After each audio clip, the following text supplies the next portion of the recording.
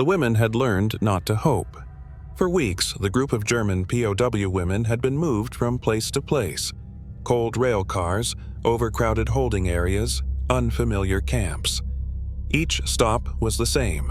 Orders barked, faces blurred together, fear sitting heavy in their chests. So, when the truck finally stopped at a quiet field camp guarded by American soldiers, no one relaxed. They stood in line, thin coats hanging loosely on their frames, eyes lowered. One woman whispered in German, barely moving her lips. "Don't look at them. Don't say anything." Another clutched her sleeves tightly. "Just do what they say, quickly." They expected shouting. They expected punishment. Some expected worse. Instead, nothing happened. No insults, no raised voices, just silence, and then footsteps. An American soldier stepped forward carrying a wooden crate. He set it down slowly, almost carefully, as if the sound might frighten them. Inside the crate was food. Not scraps, not something unrecognizable. Bread, stew, tin cups of water. The women stared. No one moved. The soldier noticed their hesitation and raised his hands slightly, palms open. His voice was calm, almost gentle. "Take it slowly," he said. Then, realizing they might not understand, he slowed his words even more. "No rush. It's okay." The interpreter repeated it in German. A few women exchanged confused looks. One of them shook her head. This didn't make sense. Food was never given like this. Not without shouting. Not without conditions. Not without fear. One woman reached out, then stopped. Her hand trembled inches from the bread. She whispered, "Is this a trick?" The soldier noticed and knelt down so he wouldn't tower over them. He broke a piece of bread in half and took a small bite himself. Then he nodded toward the crate. Only then did one woman finally step forward. She took the bread with shaking hands. And nothing bad happened. Her eyes filled with tears, not because of hunger, but because for the first time in a long while, no one had tried to hurt her. The other women slowly followed, still cautious, still afraid. But something had shifted. They had expected cruelty. Instead, they were being told to slow down, and none of them understood why. The woman who took the bread did not eat it right away. She held it in both hands as if it might disappear. Her eyes stayed fixed on the American soldier, waiting for the moment when the kindness would end. It didn't.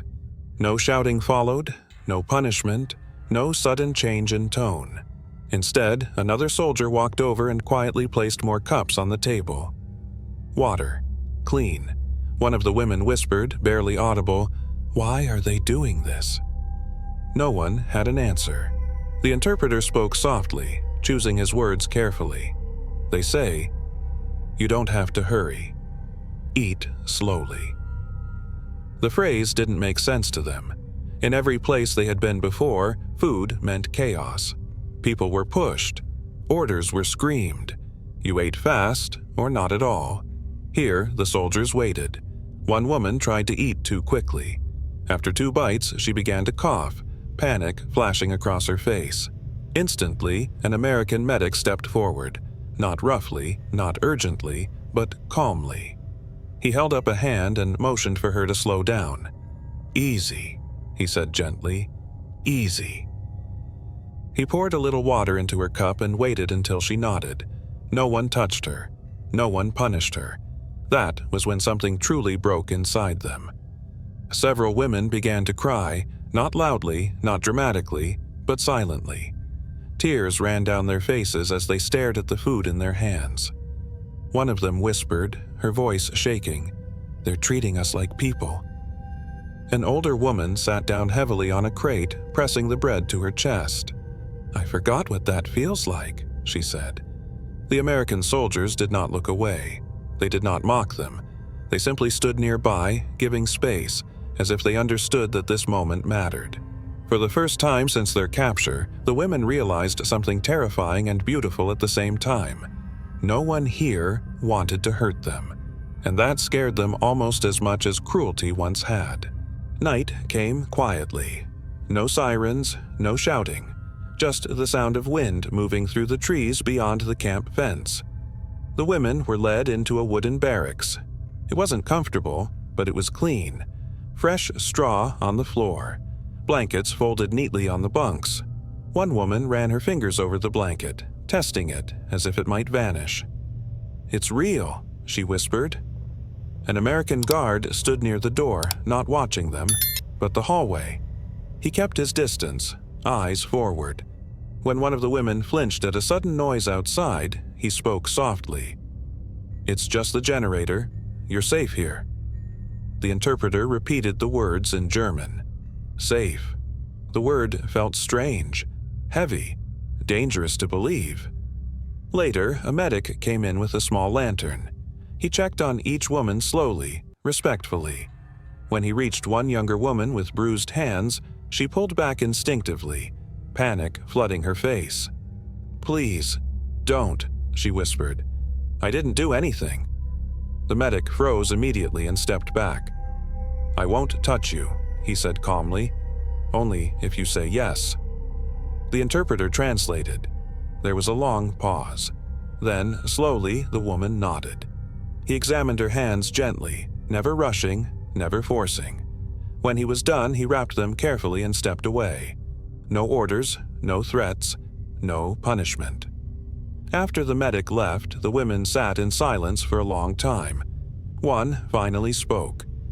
"All this time," she said quietly, "we were afraid of the wrong thing." Another woman stared at the wall, tears slipping down her face. "We survived cruelty," she whispered, "but I don't know how to survive kindness." Outside, the guard turned down the lantern slightly so the light wouldn't be too bright. Inside the barracks, for the first time in months, the women lay down without fear of what the night might bring. And though none of them said it out loud, they all felt the same fragile, frightening thought. Maybe the war hadn't taken everything from them after all. Morning came without fear. No whistles, no yelling. Just the sound of boots on gravel and a soft knock on the barracks door. The women sat up at once, hearts racing out of habit. But when the door opened, the American soldier didn't shout. He didn't step inside. He stayed at the threshold. "Breakfast," he said simply. The interpreter followed behind him and explained the rules. No pushing, no rushing. Anyone who felt unwell could sit and eat later. One of the women frowned. "Those aren't rules," she whispered. "Those are choices." Outside, long tables had been set up. Steam rose from metal containers. The smell alone made several women freeze. It reminded them too much of places where kindness had always come with a price. One woman hesitated, standing back. An American soldier noticed and gently moved a cup toward her instead of calling her out. When she finally sat down, she ate slowly, carefully, watching every reaction around her. Nothing happened. No punishment for taking too long. No anger when someone stopped halfway. No orders when one woman simply stared at her food, lost in thought. An older woman looked up at the interpreter. "What happens if we make a mistake?" He paused, then answered honestly. "Then nothing happens." The women exchanged glances. That answer unsettled them more than strict rules ever had. For years, survival meant obeying without thinking. Here, they were being trusted to decide for themselves. As breakfast ended, one woman quietly helped another adjust her coat. Small gestures, returning. They were still prisoners. But for the first time, they were also people again. The women didn't remember the exact moment fear finally loosened its grip. There was no announcement, no dramatic gesture, just a quiet accumulation of small things. A guard who learned how to say good morning in German. A medic who returned each day, always asking first. Food that came without shouting. Silence that wasn't threatening. One afternoon, as the women were assigned light camp tasks, an American soldier dropped his notebook.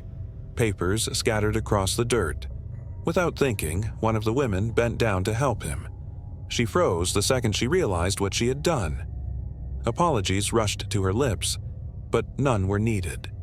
The soldier smiled, took the papers back and said softly, "Thank you." She stood there, stunned. Later that evening, the women talked in hushed voices. "We were told they would break us," one said. "They didn't," another replied. "They reminded us who we were."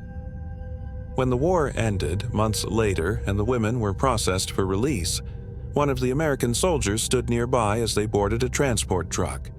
He raised his hand, not in command, but in farewell.